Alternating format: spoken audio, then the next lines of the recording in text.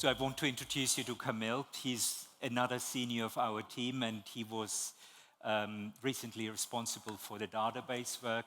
And today he will talk about the Sonic database. Again, it's one of the ground jewels of Sonic. Please, Kamil, go ahead. Thank you. Thank you.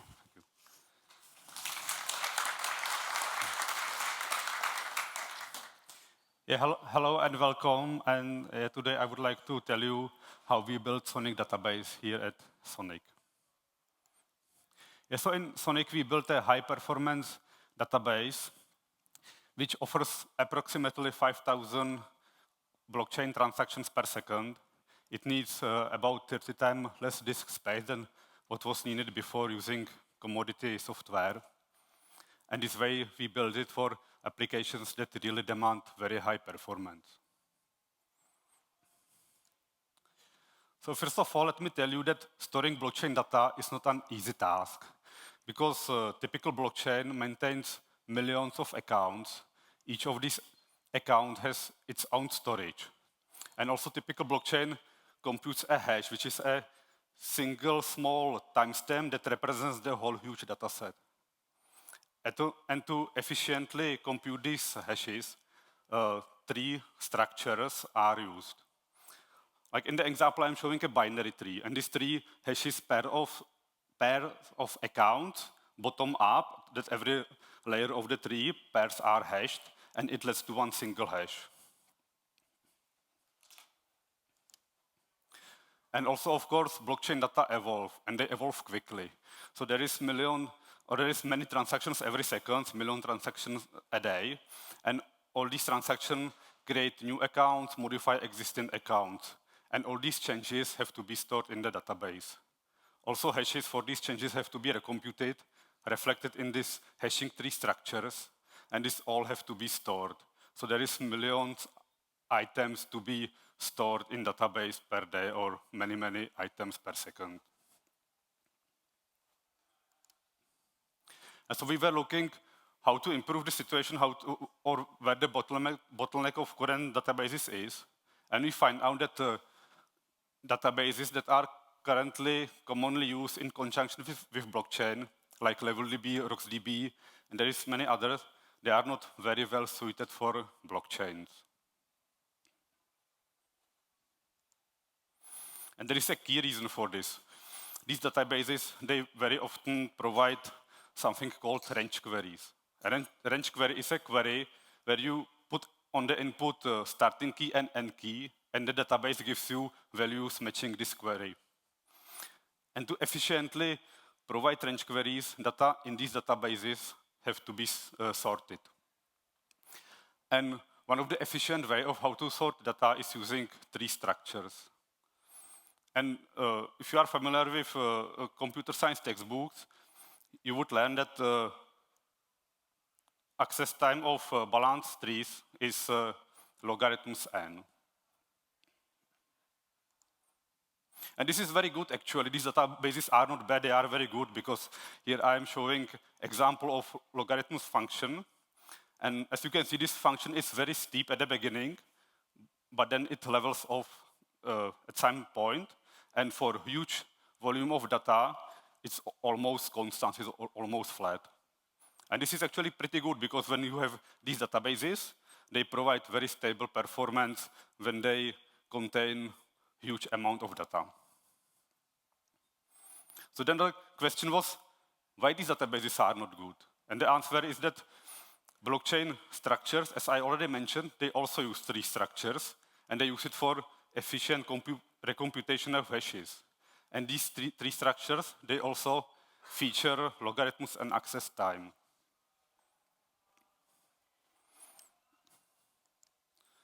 And then this led to a problem, because there is something which is called tree amplification. And it means when you want to get data from blockchain, you have to first iterate through tree structures of the blockchain, which features logarithms and access time. And then it drills down to the database, and this database also features logarithms and access time, because there are trees in the database as well. And to assess access time of this composition, we have to multiply these two components.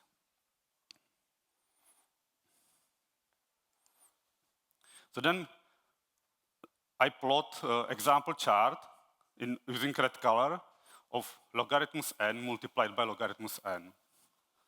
As you can see, this tells quite different story than when we had a look at single logarithms n, because this curve is much steeper, it goes up higher, and it doesn't level off that quickly. So for example, in the chart, I plotted for 1 million, and there is 1 million items, and there is already gap 6 times. So we could say that having a good database and a good blockchain implementation, this composition still can be 6 times lower than what would be normally expected for commodity databases. And this is quite a big gap. So we were looking how to fix this, and we figured out that the key feature of these databases, range queries, we really don't need for blockchains. Because in blockchain, we never need to do range queries. Because we have our own tree structure in the blockchain, and we only need a database that can give us nodes of this tree from the database and store it. So for instance, we can enumerate these nodes, give them numbers from 1 to n, and have a database that can give us nodes 1 to 3 and save nodes at position 4, 5, 6, and so on. And when we do this, this database will feature O1 access time, and this new composition will have a benefit of single logarithms and access time. So if you remember the blue curve.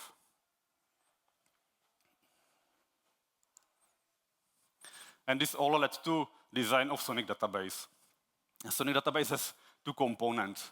There is in-memory representation of tree structures, which features efficient recomputation of hashes. And then on the disk, there are binary files. And these binary files are directly indexable.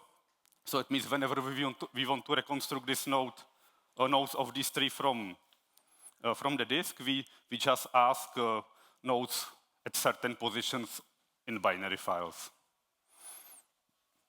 And whenever there is a new node to be added to this node, to this tree, we append this node at the end of binary files. And whenever there is a deletion of a node from this tree, we never really delete data on disk. We just mark the space as free. And when there is another node to be added to this tree, we just reclaim the space that was fed before. And what's important, we never shift data on disk, we never organize them, and we never sort them. We only append to binary files at the end of binary files, and we only seek in binary files.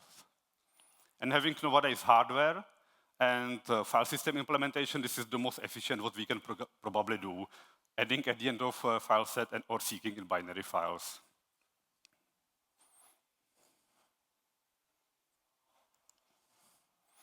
And we did a few experiments.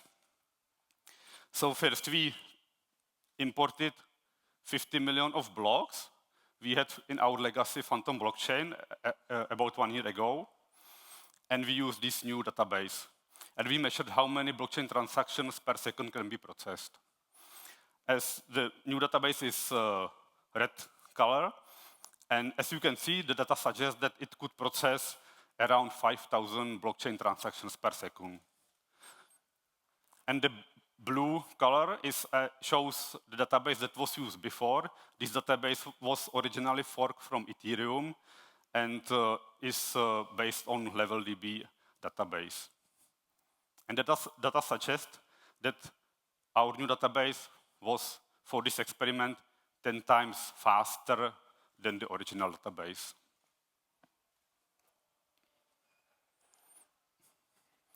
Okay, so we could solve performance issue, but there was one more issue, and it was storing database size. So also for the 50 million of blocks we had a year ago, we plot chart, and we observed how much disk space was consumed. And the red curve shows experiment when, or was also operation when we kept the whole history of blockchain. So all the accounts, all changes, what happened in the whole history, we kept together with all the hashes and all the data. And it needed astronomical 17 terabytes of data. And luckily, there is feature of this commodity software that you can set that you don't want to track history, you want just only a recent fraction of history, and the old history is forgotten. And when we use this feature, it still needed roughly 1.6 terabytes of data. And also, as this chart suggests, the size of the database was growing exponentially. So it was not a sustainable model to use such a database. So we were having a look what's actually happening where data or where the space is wasted. And we found out that this database is really full of hashes from these hashing structures.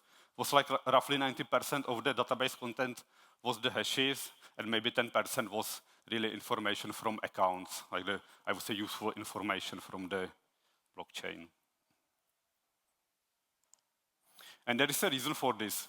I'm showing how these tree structures were structured before, and it worked that for these trees, there are nodes, and they contain hashes referring to children or subtrees in this tree. And whenever there is an update in this tree, the parent node of this tree is copied, the hash referring to the child is modified, and this whole copy is stored back to the database. And this is actually pretty inefficient, because in practical implementations, these nodes contain 16 hashes. And one hash needs 32 bytes to represent. So in total, this one node needs half kilobyte.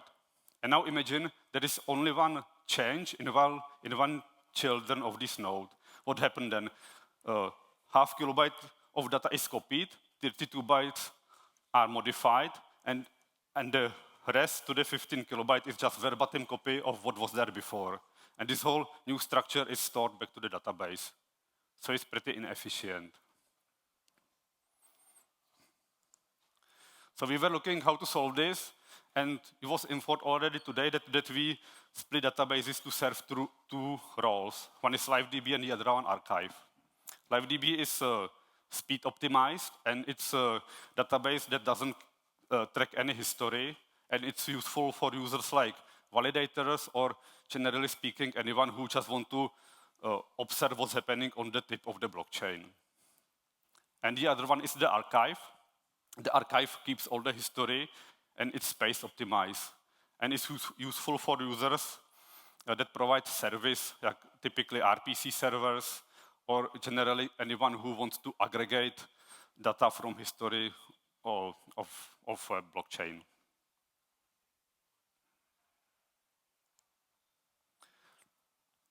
And for the LiveDB, we fixed the issue by doing in-place updates. So it means whenever there is an update in a child node, we go to the parent node and we update the node, the hash in the parent. So we never do this copy, modify, store process. We do direct modification. The price for this is that no history is kept, because there is just one huge structure, and as the blockchain is being updated, this tree structure is also being updated. So it always reflects up-to-date state. There is no history, but there is also no extra 15 hashes or something being replicated in the database.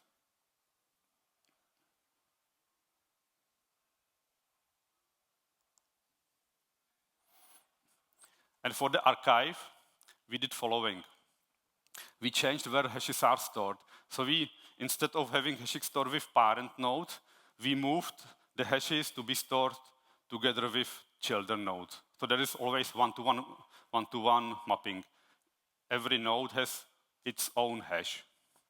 And then whenever there is a modification of a node, this node is copied, updated, and stored back to the database. And also hash is copied, updated, and stored in the database. But there is all the time for one modification, only one hash is updated, and no more 15 redundant hashes being copied.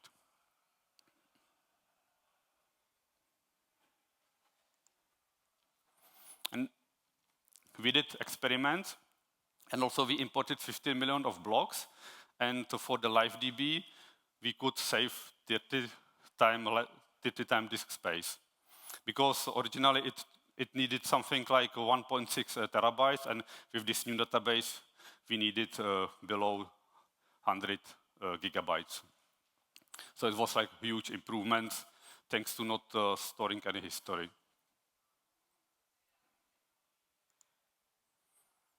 And for the archive, we could save about 10 times disk space, because from original very huge 17 terabytes of data, we needed roughly below 2 terabytes of data.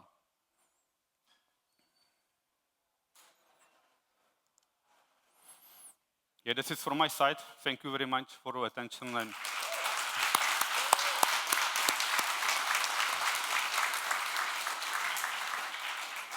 yeah. Are there any questions?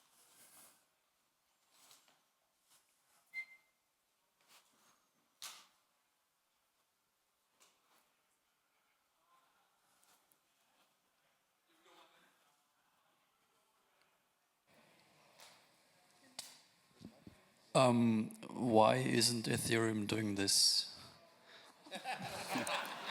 I mean, I of course I don't know exactly why, but I think as I mentioned at one point, I think they took very good database and they create very good software, but when they put it together, it didn't work as well, because there was this read amplifications that maybe they didn't realize. Because it's not obvious at the first sight, because these level DB, RocksDB, they are excellent databases. They have logarithms and access time complexity, which is like really good.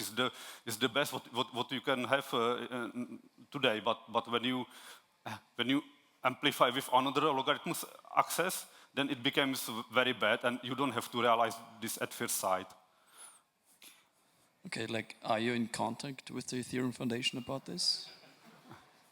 Pardon, say again. Are you in contact with the EF on this? Not really, not really.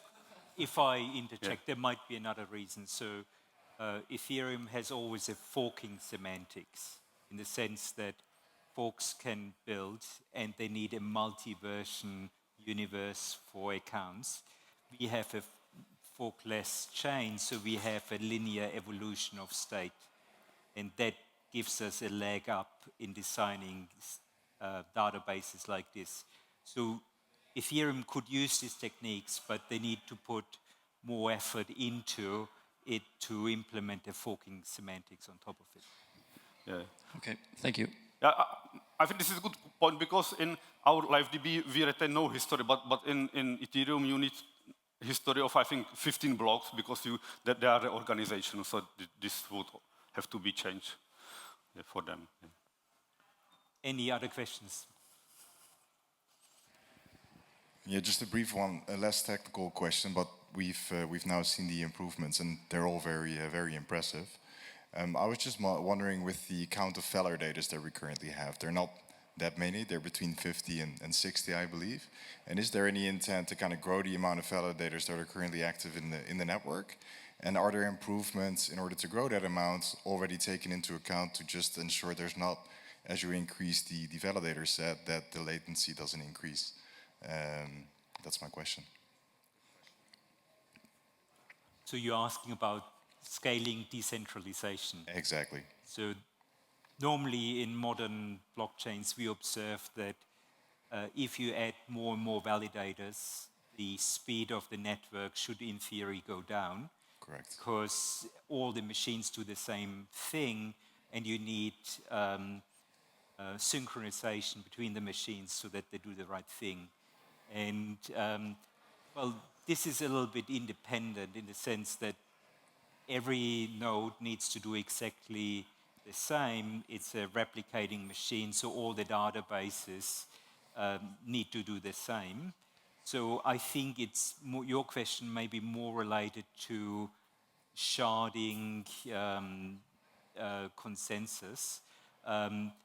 What we see and what we predict is that the number of validators in Sonic may not change too drastically. So there is ample of room for increasing the number of validators before we go into a regime where we, where performance get hurt. But I think we are not even close there. So we don't need to worry. Thanks, that's clear. More questions? Well, if not, let's thank the speaker again. Thank you.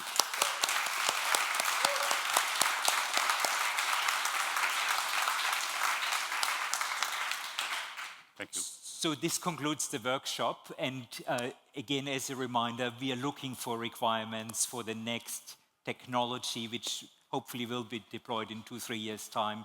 Please reach out to us. Send us what your view is about requirements which are needed for you as a DApp folk, but also as end users. Thanks so much. Thank you.